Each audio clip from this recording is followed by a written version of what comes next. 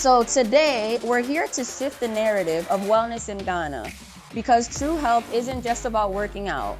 It's about getting fit physically, but also getting lit mentally. We're moving beyond just fitness to recognize the vital role of mental health, recovery, and nutrition in building a sustainable and holistic lifestyle. So to help us dive into these powerful insights, we have an incredible panel of experts from diverse backgrounds in business, mental health, fitness, and holistic wellness, all here to break down these topics. First, I'd like to introduce Ms. Patience, a UK-trained consultant, psychotherapist, and wellness expert with a passion for integrating mental health into corporate and personal well-being. She leads Supreme Healthcare Management Services and EAP Africa, pioneering employee wellness programs across various industries in Ghana and beyond. Let's give her a round of applause. Now we have Mr. Sammy, a visionary business leader and CEO of Sandia Group, a diversified conglomerate spanning oil and gas, transport, business development, and agriculture. As one of Activ8's earliest members, he understands firsthand the impact of holistic wellness space on both personal and professional performance. Let's give him a round of applause. And you guys know we have Coach Marvin here, Activ8's own, a strength and conditioning specialist and master trainer with over 18 years in the fitness industry. He is the operational lead for Activ8, ensuring that fitness programs, recovery elements, and overall wellness are seamlessly integrated into the member experience. Let's give him a round of applause. And lastly, I'm your moderator, Coach Pucci. I specialize in weight loss and lifestyle transformations. I'm very passionate about holistic wellness overall because I know the benefit of getting your mindset correct and what it does for your body and how it changes your lifestyle. So today, I'm excited to have this panel and give you guys some insights on how to change your life. Thank you.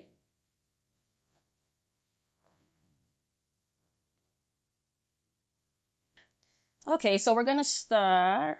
Hello? Okay, so today we're gonna start, like I said, we're gonna be discussing holistic approaches to wellness and how fitness, nutrition, and mental health all come together for sustainable transformation. So we're gonna jump right in. So I'm gonna direct this towards Coach Marvin. How does the holistic approach to fitness here at Activ8 differ from other gyms or traditional gyms? You can pass him the mic, please. So yeah, thank you for that question. I haven't really read the question, so it's a bit, you know. Anyway, I think Activ8 Gym approach when it comes to health and fitness sets apart from traditional gym is that we don't just focus on physical strength, but rather and overall well-being. Okay. You know, especially with the coaches. Coaches is the epicenter of a gym. Yeah. Without coach, there is no gym. Exactly. That's why they call fitness coaches. Yes. Right? So Activ8 gyms train them in a way that more leaning more into a scientific basis. Okay. Not just in a traditional gym exercise. Okay. Because you see many gym goers, and I think it's also a mental block for many people that if I have a big shoulder, a big chest, a good physique, I can be considered as a cool. But fitness is more than just being physically fit. Yeah. Or being a good looking. Yeah. It's more on understanding how the human body functions, the total biomechanics of a human. Yeah. Right? And how your body responds on a daily basis without having pain. Yeah. So all this kind of approach, we injected it to the coaches in a way that the Activ8 gym would be very distinct. Okay. Apart from other gyms. So aside from just good amenities like the sauna, the steam, the jacuzzi, Yes. the massage, the smoothie bar. Aside from these services, or aside from these amenities, we have this kind of coaches who are capable of providing a scientific-based program. So Good. Yes. So I think, yeah, that was really great. Just really giving the difference between the traditional gyms. Could you go over the amenities that we have here at Activ8 again? So what I'm saying is that after each gym, we have both the sauna, the steam, the Yes. jacuzzi. So currently we have our fishermen. Okay, sauna is good for increasing the blood flow and so on. And for the steam, it's good for detoxifying blood pressure. Yes, definitely. If you have, then you can use the steam to detoxify. To clear everything out. Yeah. Okay, thank you. Thank you, Marvin, for that. Let's give him a round of applause. That was a great answer to those questions. So now I have another question for us. What unique challenges do Ghanaians face in maintaining consistent fitness routines? That's for all of us. Anybody who wants to take that one. The challenges. Challenges that Ghanaians might face trying to stick to a fitness routine. Hobby. So just think about it.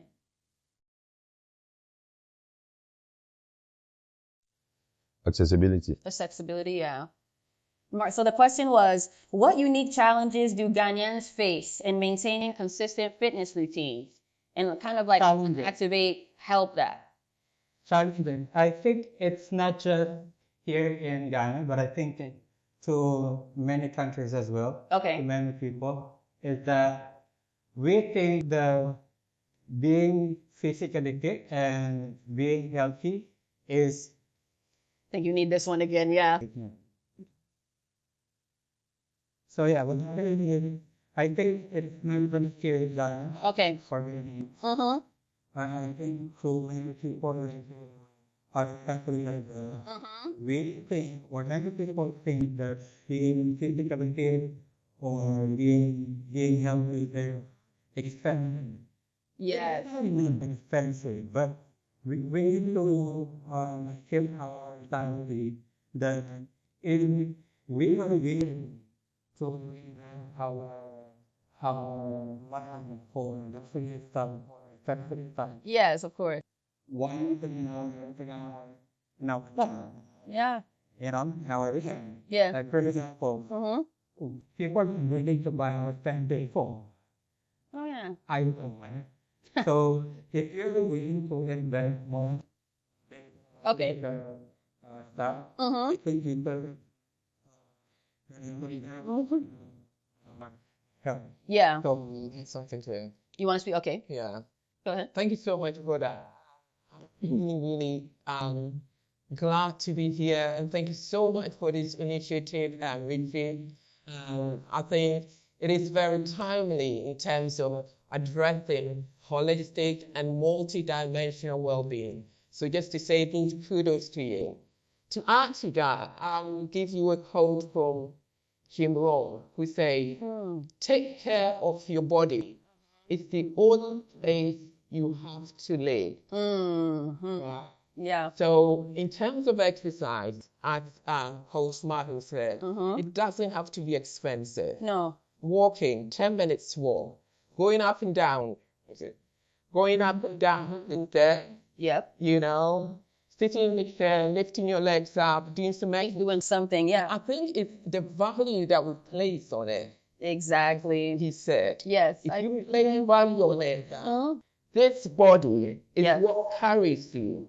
It's the vehicle that Exactly. enables you to manage your day-to-day activities. Yes. Then you'll be able to do the type exercise. Okay. That's very important. But if you put your priorities in other things that obviously might not Exactly. help, then obviously it's not good. Exactly. No, I agree. So it's the value we place on it. Exactly. I think that's a. Oh, Do you want to say? I totally agree with what you're saying. We put value we put money into what we value. Like you said, you might spend $2,000 on an iPhone, but when it comes to the gym membership, you're thinking twice, So we do have to consider these things. What is important to you? And at one point, we're all going to grow old if we're lucky. And you want to make sure that, you've been taking measures now while you're young and while we're healthy now, not later on, because at that point, it's going to be way more difficult. If you don't want to get up now, imagine when you're 72. It's going to be hard. So thank you for that. Now, I want to dive into a little more of the mental and emotional side of wellness. I'm going to kind of gear this towards you. How do mental health and physical wellness interact? And why is it important to address both together? So it kind of goes with our theme, right? Get fit, get lit. Okay, I like that. Yeah. Get fit, get lit. Yeah. Before I start answering the question, I just want to give you the difference between mental health and mental well-being and then mental illness. Because I think this is one of the areas that people are not very clear about. Immediately they hear anything mental, it's like, no, I'm okay. I mean, like, you go out, people ask you, what do you do? I say, I'm a psychotherapist or whatever. They said, well, are you here to psychoanalyze me? Okay. Do you know what I mean? So when we talk about mental health, we're talking about the constitute of your mind. So we're talking about your emotion, your thoughts, your decision making, your judgment, your lifestyle, everything that defines your functionality. So that's the mental health and mental well-being. Okay. Then when we come to mental illness, it's when you've not actually looked after yourself mentally, and now you end up having an illness. So it's just like physical, whereby maybe you're having a big headache, advertising it, you sort of neglected it. Then you get to a point, it becomes so much intensive. Then you go to see the doctor, and then they give you some vitamins. So if you are able to differentiate that, we will cherish looking after our mental health and well-being. So look at your mental health as the control room or the epicenter of your well-being, of your functionality. So basically, the body is the servant of the mind. So from the time you wake up this morning, the choice that you made, even to come out of bed, to brush your teeth, you made that decision from your mind. Yeah? So it's the mental or your mental state that governs your body. Yes. So the mental health and the physical health, they are inextricably linked. They connect together. So when you look after both, you're able to be in harmony, you're able to sleep better, you're able to eat well, to regulate your mood, you're able to have meaningful relationships, you're able to manage your stress, you're able to manage your insecurity, you're able to be functional at work and very productive at work. So it's more about your physical vitality and emotional stability. So if you are able to do that together, it helps you to have a meaningful and a good quality of life. Thank you. Yes, that's really great. Yay. That's deep. It's true. It's that. Thank you so much for that. It was very insightful and it's very true. So I hope that really resonated with you guys. So what role do you guys think that stress plays in overall wellness? Because some people might say, oh, I'm stressed, I don't want to work out.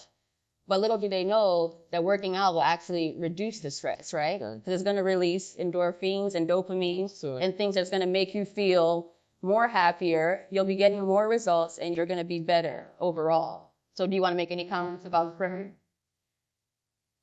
Okay. Do you want to go? Anyone, yeah. Okay. Or do you want to say something? Okay. Right. So just Briefly, our daily stress, it's very, very common. From the time we wake up, for me, driving on the road, the trucks are driving, oh my God, it gets me.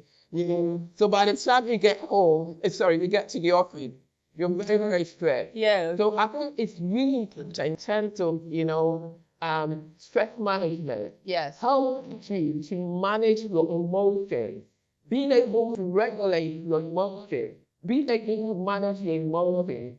It's very, very important. Just pull it down a little. Okay. Being able to manage your emotions. Right. Okay, so It's okay. with regards to the stresses of life, we all know what triggers that stress, okay? Sometimes you at home, you're not having a really good relationship with your partner. The home environment obviously doesn't enhance your emotional well-being. At work, sometimes, your boss is giving you pressure. How do you manage all these things? And when you combine that with the physical well-being, so for me, I go to the gym very regularly.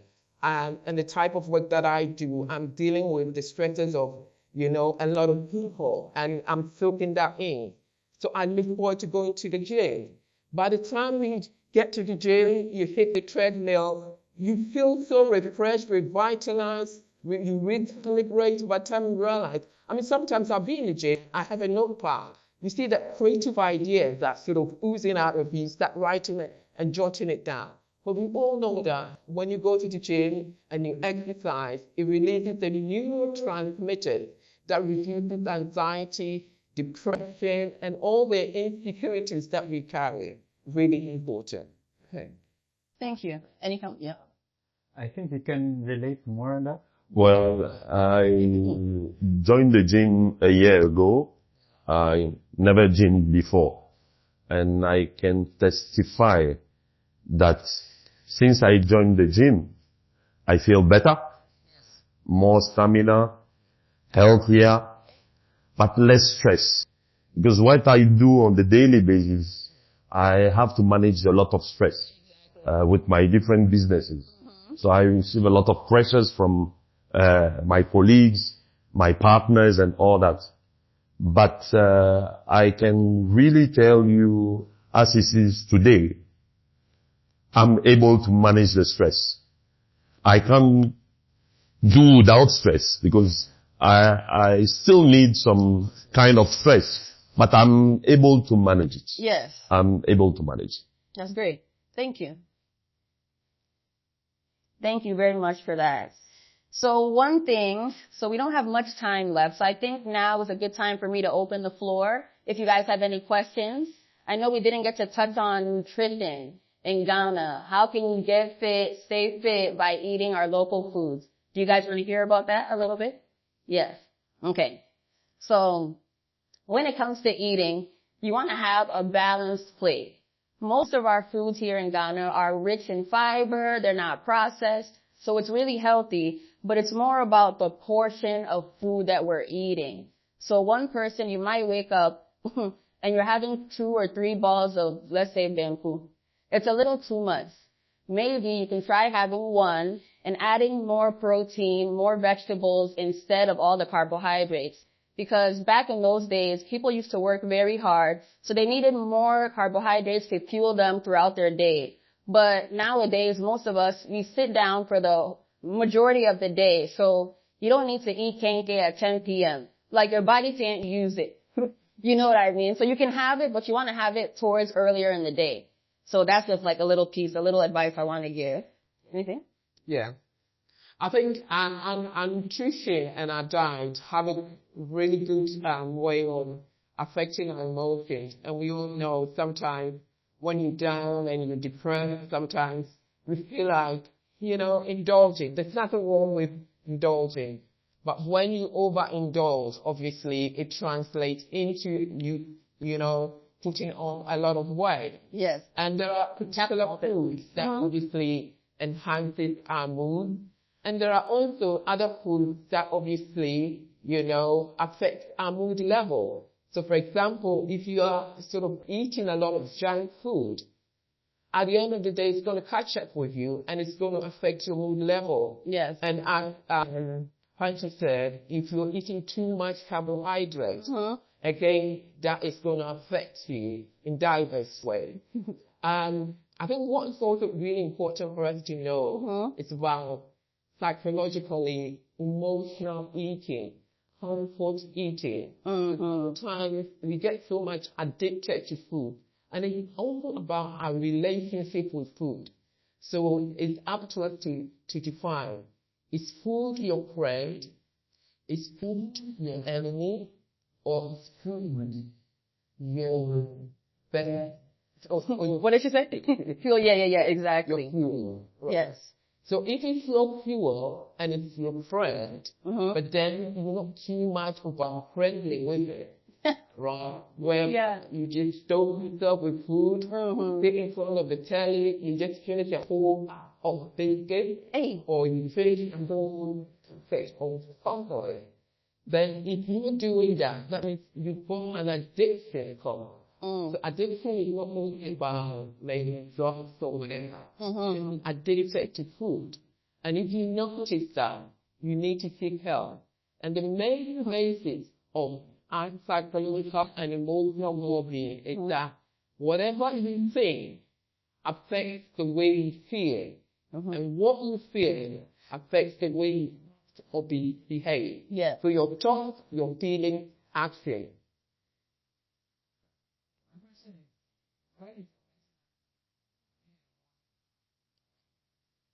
Okay, so he's asking, when is the best time to work out? Morning, afternoon, or evening? So what do you guys think? I think it's a preference thing, preferably. I believe if you work out in the morning, it kind of helps dictate how you move throughout the day. So if you knew you woke up, you trained, you're going to make healthier choices, most likely because you took the time out to work out. So if you wait till the night, you might make some funny choices. That's just me personally. Do you want to share that? And I think it's really important that you establish your well-being rituals, what works for you, and stick to it. Consistency, persistency, whatever works, is the name of the game. Okay. Yeah. Thank you. And I totally agree with you because it's about the routine. And the fact that you start with working out early in the morning, it's like your day flows in a certain way. You give directions to your day. That's my opinion. Yeah. So you don't have to think anymore. Yeah. Sorry, I think there's no better time for you to exercise. But I think you need to find what is the most convenient and appropriate time to do that. And also to strategize yourself which time of day that you are hiring. There are some people that is more efficient. It's true. And there are some people who is inefficient. Yeah, that's true. So, it's true. Yeah, I don't know. Yeah. I'm so energetic by the time, so 3 p.m. Oh, really? Yeah, so 7 p.m. is not gonna work. Not gonna work. I always after the really time. Exactly. Yeah. So it's just a personal preference. Yeah. Did we answer your question? We answered. Okay. Thank you very much. That was a really great question. And I think most people usually want to know that.